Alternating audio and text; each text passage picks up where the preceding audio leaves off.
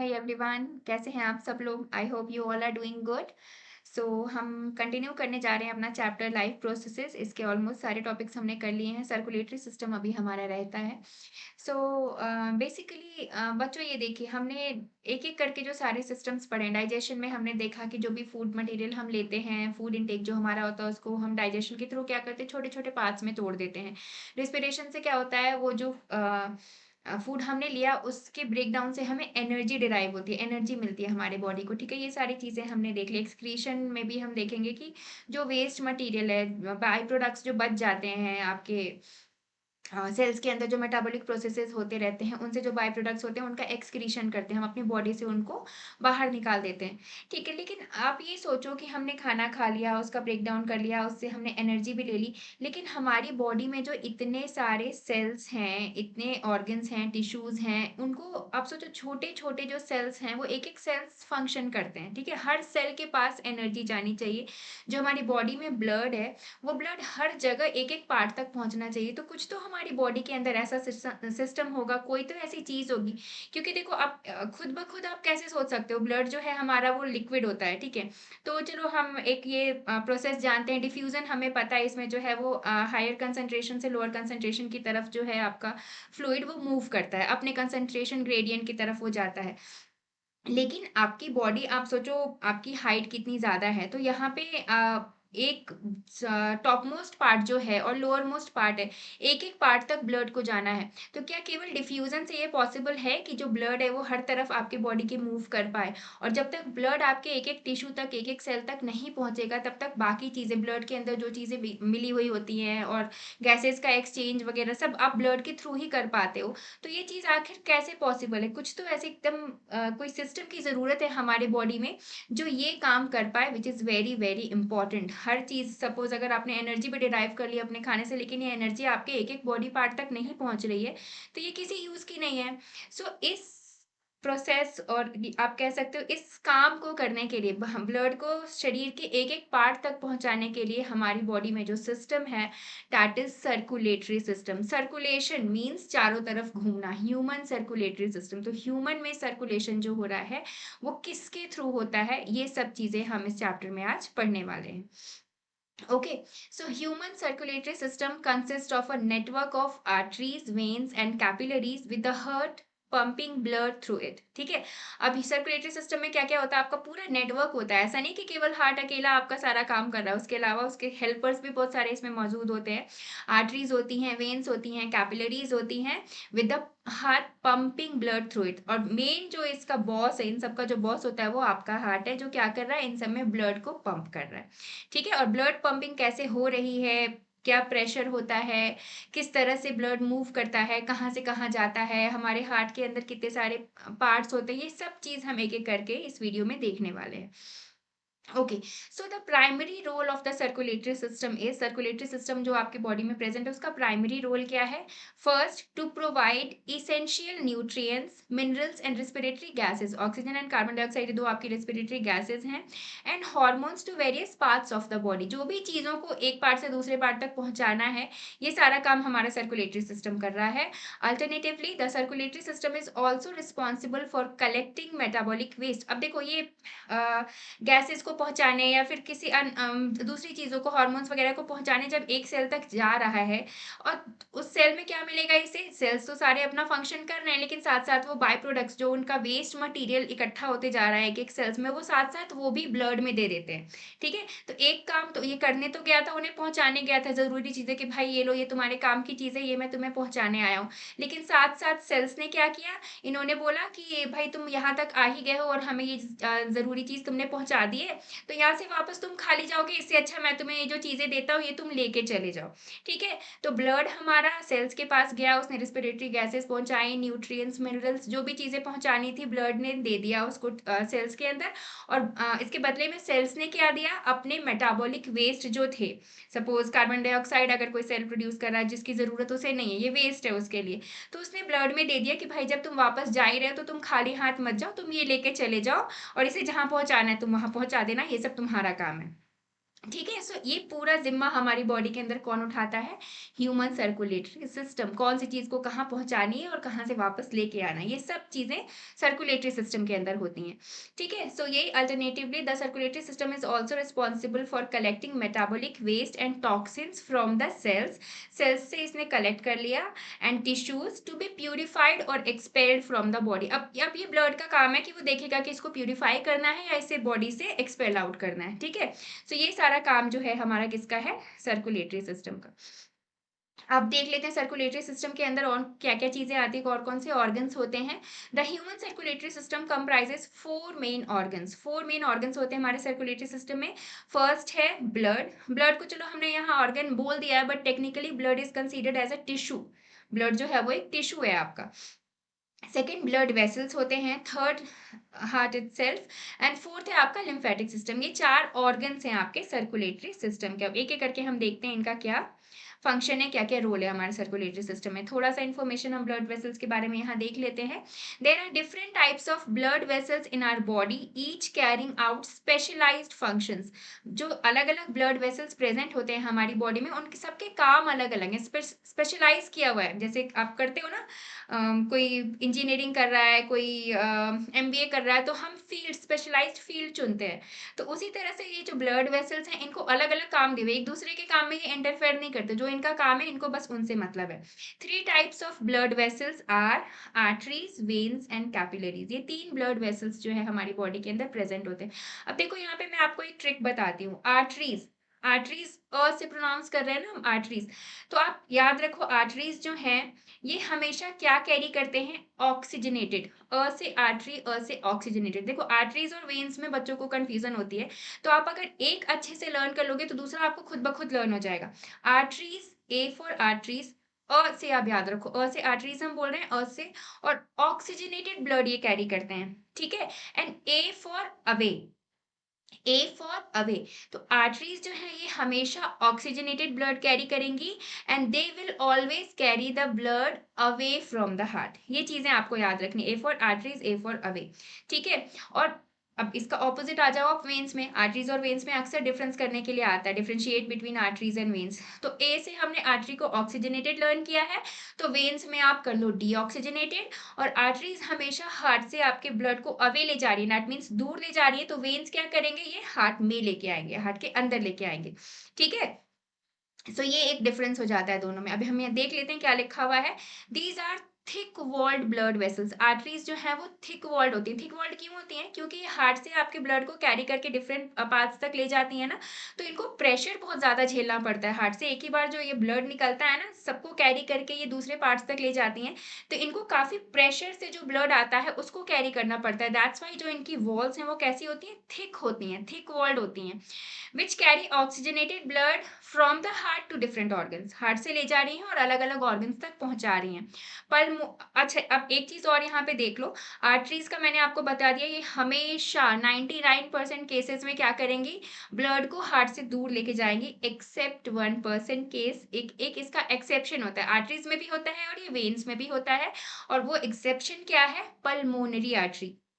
हम हार्ट के ही फंक्शन में अभी देखेंगे सर्कुलेटरी सिस्टम में कि पल्मोनरी आर्टरी जो है वो बाकी सारे आर्टरी से उल्टा काम करती है। ये क्या करती है? ऑक्सीजनेटेड नहीं, डीऑक्सीजनेटेड ब्लड को कैरी करती है।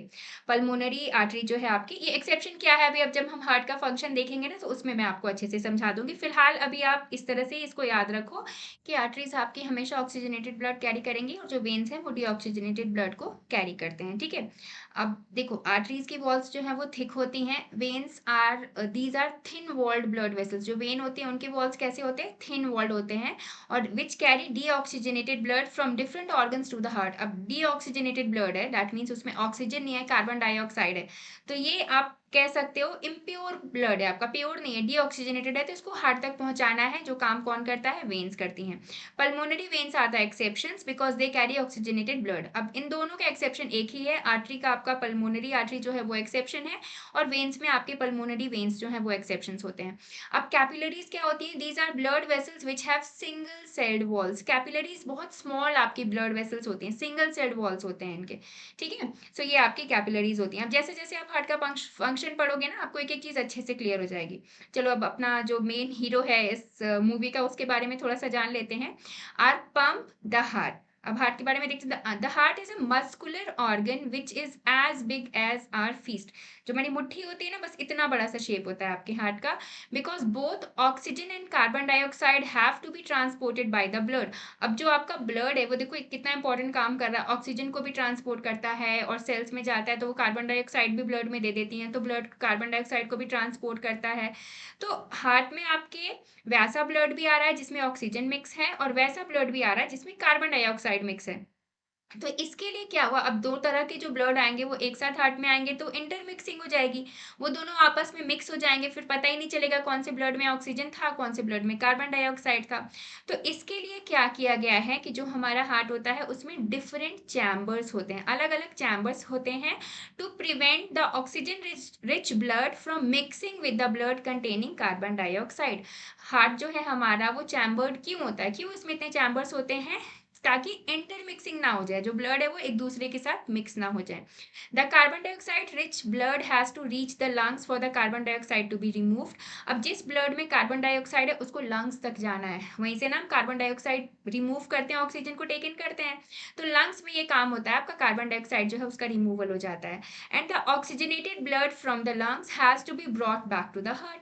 अब ब्लड ने क्या किया, अपने लंग्स में जाके कार्बन डाइऑक्साइड वहां पे उसने दे दिया, एक्सक्रीट आउट कर दिया और ऑक्सीजन वहां से ले लिया उसने। अब ये जो ऑक्सीजनेटेड ब्लड है वो लंग्स से वापस आपके हार्ट में आता है। This oxygen rich blood is then pumped to the rest of the body. अब जिस ब्लड में आपके ऑक्सीजन, देखो ये सेम ब्लड था, इसने कार्बन डाइऑक्साइड ले जाके पहुंचा दिया आपके लंग्स तक, वहां कार्बन डाइऑक्साइड को इसने छोड़ दिया, ऑक्सीजन को वहां से ले लिया, फिर वापस अपने हार्ट तक आया और वहां से फिर अलग अलग आपके बॉडी पार्ट्स तक सब जगह जाके इसने जो प्योर ब्लड था जिसमें ऑक्सीजन था उसको पहुंचा दिया।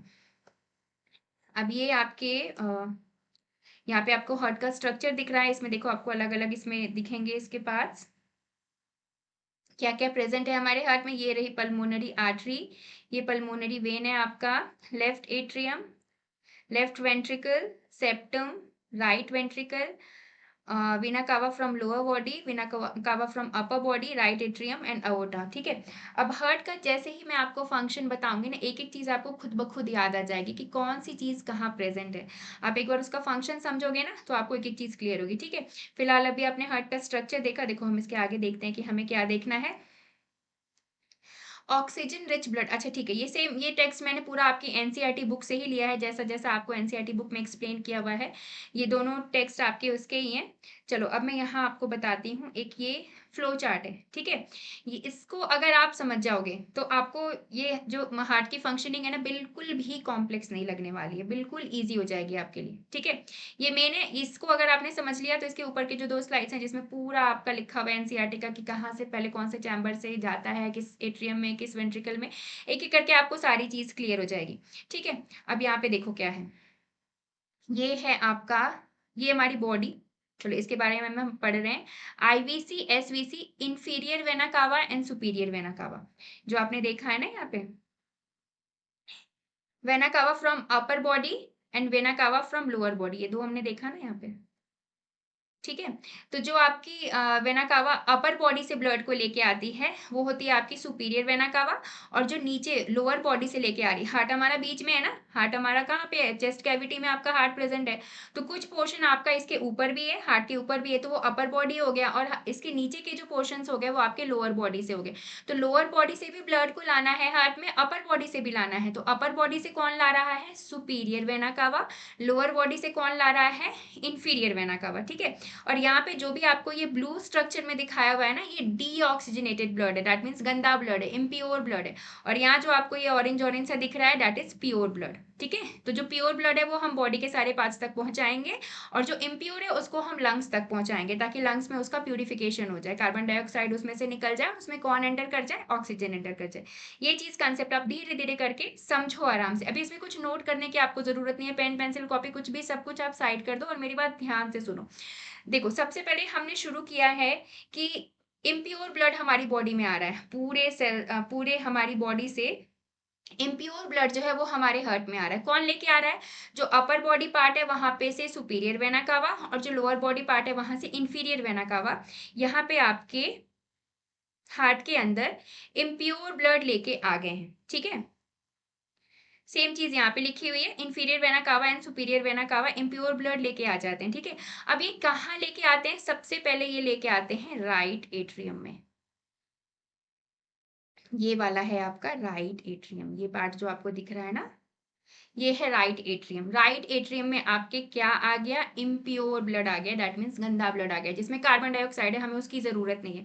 अब राइट एट्रियम में जब ब्लड आता है ना, तो ये एट्रियम रिलैक्स करता है। रिलैक्स मीन्स आप उसको मान सकते हो जैसे, या तो जो एट्रियम्स जो चैम्बर से हट के वो श्रिंक करते हैं, मीन्स ऐसे सिकुड़ते हैं, या रिलैक्स करते हैं। जब रिलैक्स करते हैं तो इनके अंदर ब्लड फिल होता है आगे, और जब ये श्रिंक करते हैं ऐसे, तो ये जो ब्लड है इस चैम्बर से दूसरे चैम्बर की तरफ मूव करता है। तो अभी इसमें ब्लड आ रहा है तो आपका राइट एट्रियम रिलैक्स करेगा, आने देगा, ठीक है, अपने अंदर ब्लड को फिल होने देगा। राइट एट्रियम में अब आपके ब्लड आ गया।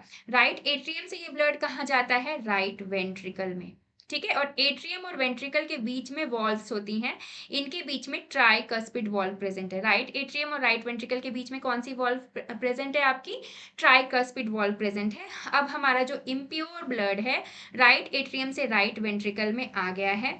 राइट वेंट्रिकल में आने के बाद देखो ये क्या करता है बच्चों, ये राइट वेंट्रिकल में भी पहुंच गया, यहाँ तक पहुंच गया इम्प्योर ब्लड। पहले राइट एट्रियम में आया, फिर राइट वेंट्रिकल में आया।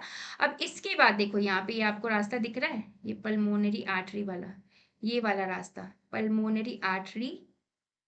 अब यहाँ पे देखो, मैंने आपको हमेशा बताया था कि आर्टरी जो है वो ऑक्सीजनेटेड ब्लड कैरी करती है, लेकिन यहाँ पे आर्टरी ने अपना काम गलत कर दिया, उल्टा कर दिया। आर्टरी जो है आपकी वो डीऑक्सीजनेटेड ब्लड को ले रही है और away from the heart, heart से दूर ले जा रही है। यही एक एक्सेप्शन है जो आपको याद रखना है। इसके अलावा आर्टरीज हर जगह ऑक्सीजनेटेड ब्लड कैरी करती हैं, लेकिन ये जो पल्मोनरी आर्टरी है ये एक्सेप्शन है, ये डीऑक्सीजनेटेड ब्लड को कैरी कर रही है, हार्ट से अवे ले जा रही है। और कहाँ लेके जाएगी? डीऑक्सीजनेटेड ब्लड को आपको कहाँ जाना है? लंग्स में जाना है, ताकि उसका प्यूरिफिकेशन हो। तो ये पल्मोनरी आर्टरी जो है वो डीऑक्सीजनेटेड ब्लड को लेके कहाँ पहुंच जाती है? लंग्स में पहुंच जाती है, ठीक है। तो यहाँ देखो, यहाँ तक हम पहुंच गए, लंग्स तक हमारा इम्प्योर ब्लड पहुंच गया। अब लंग्स में क्या होता है? प्यूरिफिकेशन ऑफ ब्लड हो जाता है। आपका कार्बन डाइऑक्साइड जो है वहाँ पे रिमूव होगा, और हम ब्रीदिंग के थ्रू जो ऑक्सीजन लेते हैं वो ऑक्सीजन ब्लड में डाल दिया जाता है। हीमोग्लोबिन पिगमेंट होता है ना, ऑक्सीजन को ट्रैप करता है। तो ब्लड में आपके अब क्या मिक्स हो गया? कार्बन डाइऑक्साइड ब्लड में से निकल गया और ऑक्सीजन इसमें मिक्स हो गई। अब इसके बाद देखो क्या होता है, ये पल्मोनरी वेन्स हैं, यहाँ से ये पल्मोनरी वेन की एंट्री हो रही है। ये भी उल्टा काम कर रही है। वेन का मैंने बताया था आपको कि हमेशा डीऑक्सीजनेटेड ब्लड कैरी करती है, लेकिन यहाँ सर्कुलेटरी सिस्टम में हार्ट के केस में आपके जो वेन्स हैं, पल्मोनरी वेन्स जो हैं, वो ऑक्सीजनेटेड ब्लड कैरी कर रही है और ये हार्ट में लेके आ रही है, ठीक है। लंग्स से जो आपका ब्लड प्यूरिफाई होके आया है वो पल्मोनरी वेन्स जो है वो हार्ट में लेके आ रही हैं। पल्मोनरी वेन्स सबसे पहले कहाँ लेके आएंगी? लेफ्ट एट्रियम में। देखो यहाँ पे पहुंची ना, ये आपका लेफ्ट एट्रियम है। सबसे पहले लेफ्ट एट्रियम में ब्लड आया, अभी फिर आपका लेफ्ट एट्रियम रिलैक्स होगा ताकि ब्लड की फिलिंग हो जाए। लेफ्ट एट्रियम के बाद आपके कहाँ जाता है ब्लड? लेफ्ट वेंट्रिकल में। यहाँ पे ब्लड पहुंच जाता है। लेफ्ट वेंट्रिकल में जब ब्लड पहुंचा, इनके बीच में बाइकस्पिड वॉल्व होती है बच्चों। ये वॉल्व बने हुए हैं, क्यों होते हैं ये वॉल्व? ताकि ब्लड का बैक फ्लो ना हो जाए, वेंट्रिकल में आने के बाद दोबारा आपका ब्लड एट्रियम में ना चला जाए किसी प्रेशर की वजह से। इसकी वजह से इनमें बीच में वॉल्व्स लगे हुए होते हैं। और यहाँ पे भी देखो, एट्रियम एंड वेंट्रिकल के बीच में भी आपका डिवाइडिंग वॉल होती है, ये वाली जो वॉल है जिसको हम बोलते हैं सेप्टम। इसको हम क्या बोलते हैं? सेप्टम। सो एक एक चैम्बर को एक दूसरे से प्रॉपरली सेपरेट किया हुआ है, अलग किया हुआ है। तो राइट एट्रियम से राइट वेंट्रिकल में आपका ब्लड आ गया, ये प्योर ब्लड है। और इसके बाद लेफ्ट वेंट्रिकल में आने के बाद ये जो ब्लड है, देखो यहाँ से ये रास्ता दिख रहा है, ये अओर्टा जो है आपका, ये अओर्टा बॉडी के जितने भी आपके पार्ट्स हैं जहाँ पे प्योर ब्लड को पहुंचाना है, वहां पे ब्लड को पहुंचा देते हैं। तो कितना सिंपल सिस्टम है ये इसका मैं बोलूंगी आप स्क्रीनशॉट लेके रख लो, या फिर इस चार्ट को ना, ये बहुत इंपॉर्टेंट है, आप कहीं भी इसको ना ड्रॉ कर लो, क्योंकि अगर आपने ये याद कर लिया तो आपको हार्ट की फंक्शनिंग बहुत अच्छे से समझ में आ जाएगी बच्चों, ठीक है। तो लंग्स से जो है पल्मोनरी वेन्स ऑक्सीजनेटेड ब्लड को लेके आएंगे, सबसे पहले लेफ्ट एट्रियम में लेके जाएंगे, लेफ्ट एट्रियम के बाद लेफ्ट वेंट्रिकल में। इनके बीच में बाइकस्पिड वॉल्स होती हैं, वॉल्स भी आपको लर्न करनी है, याद रखना है किस, क्योंकि देखो अलग अलग वॉल्स हैं, राइट एट्रियम और राइट वेंट्रिकल के बीच में ट्राइकस्पिड, और लेफ्ट वेंट्रिकल और लेफ्ट एट्रियम के बीच में बाइकस्पिड वॉल्स होती हैं। और उसके बाद जो ये अओर्टा है वो ऑक्सीजनेटेड ब्लड इस ब्लड में क्या होगा, ऑक्सीजन होगा, ये पूरे बॉडी में सर्कुलेट कर दिया जाता है। सो ये सेम चीज़ आपको इन दोनों स्लाइड्स में लिखी हुई है। ये बिल्कुल आपकी एनसीईआरटी का लैंग्वेज है कि पहले कौन से चैम्बर में ब्लड जाता है, कैसे जाता है, ये सेम चीज़ आप एक बार इसको रीड करना। अगर इसमें प्रॉब्लम आती है तो आई एम ऑलवेज देयर, आप कमेंट में अगर मुझे लिखोगे तो मैं एक्सप्लेन कर दूंगी आपको फिर जहाँ जो भी दिक्कत आ रही है। ठीक है, वैसे अगर आपने ये फ्लो चार्ट अच्छे से लर्न कर लिया तो बिलीव मी आपको कहीं कोई प्रॉब्लम आने वाली नहीं है। ठीक है, अब यहाँ देखो, oxygen enters the blood in the lungs, ये हमने पढ़ा ना कि जब लंग्स में जाता है वहीं पे ऑक्सीजन की एंट्री होती है और कार्बन डाइऑक्साइड का रिमूवल होता है। अब इसमें देख लेते हैं क्या है। The separation of the right side and the left side of the heart is useful to keep oxygenated and deoxygenated blood from mixing, ये तो हमने पढ़ा ना, चैम्बर्स उसके सेपरेटेड होंगे तभी तो अलग अलग रहेगा ये ब्लड जिसमें ऑक्सीजन है और कार्बन डाइऑक्साइड है। Such separation allows a highly efficient supply of oxygen to the body. This is useful in animals that have high energy needs. अब देखो क्या होता है बच्चों, हम ह्यूमंस हैं, हमें एनर्जी नीड बहुत ज़्यादा है क्योंकि हमारे बॉडी का शेप एंड साइज भी बड़ा होता है। तो इसलिए क्या होता है, हमारे हार्ट में इंटरमिक्सिंग हम बिल्कुल ले नहीं सकते। अगर थोड़ी सी भी इंटरमिक्सिंग हो गई ब्लड की तो हमारी बॉडी के लिए this is going to be very very harmful. लेकिन जो small organism such as birds and mammals में क्या होता है, बर्ड्स एंड मैमल्स तो चलो हम खुद मैमल्स हैं, तो हमारे केसेस में क्या होता है कि हम अपना इंटरनल बॉडी टेम्परेचर मेंटेन करते हैं। जैसे एनवायरनमेंट का आपका टेम्परेचर चेंज हो, कभी बहुत ज़्यादा गर्मी हो, बहुत ज़्यादा ठंडी हो, तो उससे हमारी बॉडी का टेम्परेचर चेंज नहीं होता। हम अपने बॉडी के अंदर कॉन्स्टेंट टेम्परेचर मेंटेन करके रखते हैं, जिसकी वजह से हमें ज़्यादा एनर्जी की रिक्वायरमेंट होती है। लेकिन कुछ वैसे ऑर्गेनिजम्स भी हैं जो अपनी बॉडी का टेम्परेचर एनवायरनमेंट के हिसाब से चेंज कर लेते हैं। अगर एनवायरनमेंट में बहुत ज़्यादा ठंडी हुई तो उनका टेम्परेचर भी डाउन हो जाएगा, अगर बहुत ज़्यादा गर्मी हुई तो वो अपना टेम्परेचर भी बढ़ा लेते हैं। तो ऐसे ऑर्गेनिजम्स में such as for example amphibians, ये क्या करते हैं, एनवायरनमेंट के हिसाब से अपना टेम्परेचर चेंज करते हैं। और कुछ रेप्टाइल्स भी, तो इनके हार्ट कैसे होते हैं, 3 चैम्बर्ड। ह्यूमंस का हार्ट 4 चैम्बर्ड, और ये एम्फीबियंस एंड रेप्टाइल्स हैं, इनका 3 चैम्बर्ड हार्ट होता है क्योंकि ये इंटरनल टेम्परेचर अपनी बॉडी का एनवायरनमेंट के हिसाब से चेंज करते हैं। इनको बहुत ज़्यादा एनर्जी की रिक्वायरमेंट नहीं होती। और थोड़ी बहुत अगर ब्लड की मिक्सिंग भी हो जाए ना इनकी बॉडी में, ऑक्सीजन वाला ब्लड कार्बन डाइऑक्साइड वाले ब्लड में मिक्स भी हो गया तो इनको बहुत ज़्यादा फर्क नहीं पड़ता। लेकिन ह्यूमंस के केस में ऐसा नहीं होता है। ठीक है, और फिशेस में क्या होता है, देखो यहाँ पे फिशेस के बारे में हमें बताया हुआ है। फिशेस के केस में क्या होता है कि दे हैव 2 चैम्बर्ड हार्ट। उनकी हार्ट कैसी होती है, 2 चैम्बर्ड, क्योंकि उनको और ज़्यादा कम एनर्जी की रिक्वायरमेंट होती है। The blood is pump directly to the gills, gills में उनके ब्लड का पंपिंग होती है और वहाँ पे ऑक्सीजनेटेड हो जाता है, वहाँ पे ऑक्सीजन की मिक्सिंग हो जाती है and passes directly to the rest of the body, और उसके बाद उनका जो ऑक्सीजनेटेड ब्लड है वो बॉडी के हर पार्ट तक पहुँचा दिया जाता है। अब देखो ह्यूमंस के केस में एक बहुत इंपॉर्टेंट बात मैं आपको यहाँ पे बताती हूँ। ब्लड गोज ओनली, ह्यूमंस के केस में क्या होता है कि जो ब्लड है वो हार्ट में ट्वाइस आ रहा है। देखो सबसे पहले तो डीऑक्सीजनेटेड ब्लड आया, पूरे बॉडी पार्ट से जो है डीऑक्सीजनेटेड ब्लड आपका हार्ट में पहुंचाया गया, फिर ये लंग्स में गया, वहां इसका प्यूरिफिकेशन हुआ, वहां से ये प्यूरिफाई होकर दोबारा हार्ट में आया। आप समझ रहे हो, हार्ट में कितनी बार हमारे ब्लड की एंट्री हो रही है, 2 बार हो रही है। पहले तो डीऑक्सीजनेटेड, फिर ये जाके लंग्स में ऑक्सीजनेटेड हो रहा है और ये दोबारा हमारे हार्ट में आ रहा है। लंग्स से ये सारे बॉडी पार्ट्स में नहीं जाता, दोबारा हार्ट में आता है और वहां से इसको सारे बॉडी पार्ट्स में भेजा जाता है। सो हार्ट में इसकी एंट्री कितनी बार हो गई दोस्तों, 2 बार हो गई। So that's why this type of circulation is called as double circulation. इस तरह के सर्कुलेशन को हम क्या कहते हैं, डबल सर्कुलेशन कहते हैं। वेरी वेरी इंपॉर्टेंट, इससे क्वेश्चंस बनते ही बनते हैं, जरूर पूछे जाते हैं एग्जाम्स में। ठीक है, अब यहाँ पे देखो क्या बताया हुआ है आपको, ये सेम चीज़ जो मैंने आपको बताई थी ना कि हार्ट से लंग्स में जाते हैं ब्लड प्यूरिफिकेशन के लिए। अब यहाँ पे देखो, यहाँ से आपकी जो पल्मोनरी आर्टरी है ये लंग्स में लेके जा रही है, डीऑक्सीजनेटेड ब्लड को यहाँ से लंग्स में लेके जा रही है। ठीक है, अब आर्टरीज जो है यहाँ अलग अलग छोटे छोटे, देखो इस तरह से नेट नेट की तरह, एकदम बिल्कुल जैसे नेट होते हैं ना, पतले पतले से उसमें तार से बने होते हैं, उस तरह से ये डिवाइड होगी, स्मॉल स्मॉल, देखो यहाँ पे छोटे छोटे छोटे वेसल्स में डिवाइड हो गई। तो ये कैपिलरीज में डिवाइड हो गई बच्चों। जो पल्मोनरी आर्टरी है यहाँ पे आपकी कैपिलरीज बन जाती है, लंग्स तक ये पहुंची, लंग्स में आपके ब्लड का प्यूरिफिकेशन हो गया, तो यहाँ से पल्मोनरी वेन जो है वो लंग्स से प्योर ब्लड को लेके यहाँ आ रही है, और यहाँ से फिर ये जो अओर्टा है आपका, ये प्योर ब्लड, ये ऑक्सीजनेटेड ब्लड है, यहाँ पे ऑक्सीजनेटेड ब्लड को बॉडी के सारे पार्ट्स तक पहुंचा रहा है, यहाँ टिश्यूज तक पहुंचा रहा है, ये सारे आपके टिश्यूज हैं। ठीक है, ये टिश्यूज तक आपके प्योर ब्लड पहुंचा और टिश्यूज ने क्या किया, यहाँ ब्लड में कार्बन डाइऑक्साइड को रिलीज कर दिया कि जब तुम यहाँ तक आए हो तो अब तुम हमारा कार्बन डाइऑक्साइड भी ले जाओ और इसको लंग्स तक पहुंचा देना। तो फिर यहाँ से जो आपके वेन्स हैं वो ये अपना प्रॉपर काम करेंगे, कार्बन डाइऑक्साइड वाला ब्लड ले आके ये हार्ट तक यहाँ पे पहुंचा देते हैं। फिर यहाँ दोबारा आपके ब्लड का जो प्यूरिफिकेशन है वो होने लंग्स तक चला जाता है। सेम चीज जो हमने पढ़ी है ना, वही डायग्राम के थ्रू आपको यहाँ पे बताया हुआ है। अब देखो नेक्स्ट क्या होता है, आर्टरीज आर द वेसल्स। ये मैंने आपको जो बताया ना, आर्टरीज क्या करती हैं, ऑक्सीजनेटेड ब्लड कैरी करती हैं और हार्ट से अवे ले जाती हैं ब्लड को। अब ये क्या, आपकी जो आर्टरीज हैं वो अलग अलग ऑर्गन्स तक गई, अलग अलग पार्ट्स तक गई आपके बॉडी के, और इन्होंने ऑक्सीजनेटेड ब्लड को जो है वहां पे पहुंचा दिया। ठीक है, अब आपके सपोज एक टिश्यू तक आपकी जो आर्टरी है वो पहुंची और इसको ऑक्सीजन वहां पे पहुंचाना है। अब टिश्यूज के अंदर भी आपके इतने छोटे छोटे छोटे सेल्स होते हैं और हर सेल तक ब्लड को पहुंचना है। तो आपकी ये आर्टरीज क्या होती हैं, सिंगल सेल्ड वॉल्स में डिवाइड हो जाती हैं। जैसे आप यहाँ देखो, ये आपकी आर्टरी है। ठीक है, सपोज यहाँ पे एक टिश्यू है, टिश्यू के अंदर बहुत सारे छोटे छोटे छोटे छोटे आपके सेल्स प्रेजेंट हैं।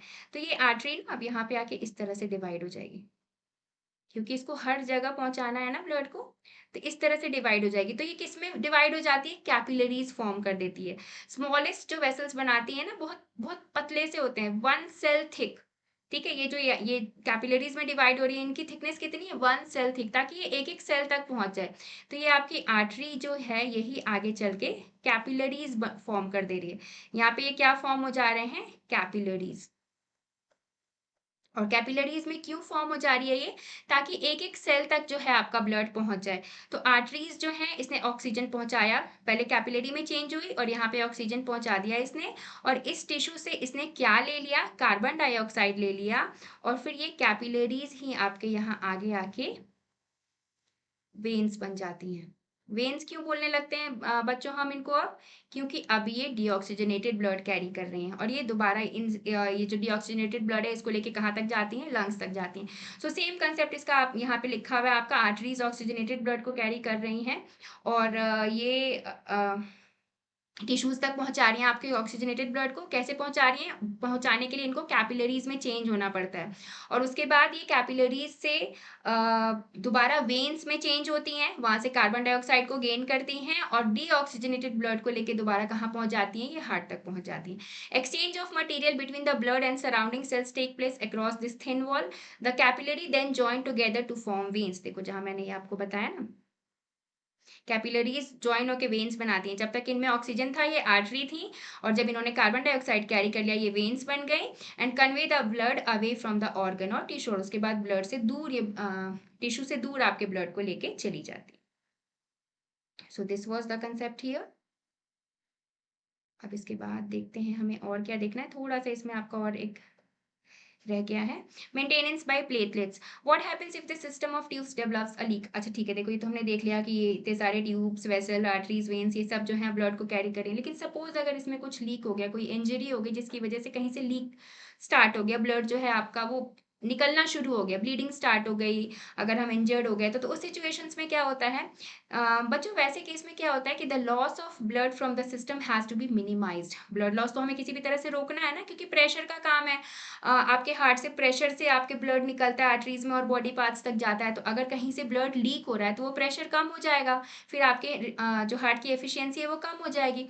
तो इसमें कौन आता है हीरो बन के, कौन अपना रोल यहाँ पे प्ले करता है, प्लेटलेट सेल्स आते हैं। प्लेटलेट सेल्स का क्या काम है बच्चों, कि जहां से भी आपके ब्लड की लीकिंग हो रही है वो वहां पे ब्लड को क्लॉट करा देते हैं। क्लॉट मीन्स वहां पे ब्लड आपका थक्का बन जाता है, जम जाता है। हम कहते हैं ना, देखते हो कभी चोट वोट लगती है आपको, कुछ टाइम ब्लीडिंग होती है, उसके बाद अपने से खून निकलना बंद हो जाता है।